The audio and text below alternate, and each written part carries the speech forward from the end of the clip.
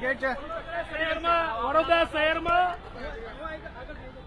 વડોદરા શહેરમાં ખુલ્લેઆમ દારૂ ને ડ્રગ્સ વેચાય તઈ બહાદુરી નહીં બતાવે, અમારી સામે બહાદુરી બતાવે છે. અમારો દેખાવ શાંતિપૂર્ણ દેખાવ છે. અમે કોઈ ટ્રાફિક જામ નથી કર્યો, અમે કોઈ કાયદાનું ઉલ્લંઘન નથી કર્યું. તો પણ તમે જુઓ કે અમારી ટીંગાટોળી થઈ રહી છે. એટલે ભારતીય જનતા પાર્ટીના નેતાઓ ગભરાય એટલે પોલીસ આગળ કરે.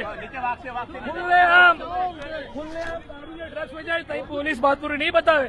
અમે કોંગ્રેસના આગેવાનો અહીંયા શાંતિપૂર્ણ દેખાવ કરીએ છીએ. અમે કોઈ ટ્રાફિક જામ નથી કર્યો, કોઈ કાયદો ભંગ નથી કર્યો.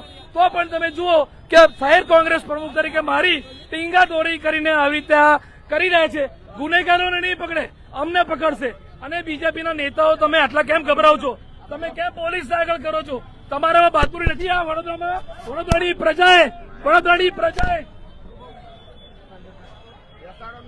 આપણે જોઈ શકીએ જે પ્રમાણે વડોદરા શહેર કોંગ્રેસ સમિતિના બેસી જવાનું હોય. વડોદરાની પ્રજાએ ભાજપને વોટ એટલા આપ્યા કે બીજેપીના નેતાઓ આ વડોદરાનો વારસો સાચવશે, પ્રજાની રક્ષા કરશે. અને પણ જ્યારે પોલીસને આગળ કરીને આ પોલીસ અમારી પર બહાદુરી બતાવે છે.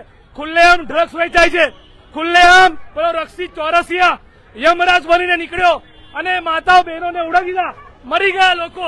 એ ડ્રગ્સ વેચનારાને નહીં પકડે, દારૂડિયાઓને બુટલેગરોને નહીં પકડે. અમારી પર બહાદુરી બતાવો છો. અમારો કાર્યક્રમ શાંતિપૂર્ણ પ્રોગ્રામ છે. તમે જુઓ, અમે કોઈ ગુનો નથી કર્યો, અમે કોઈ કાયદાનો ભંગ નથી કર્યો. તો પણ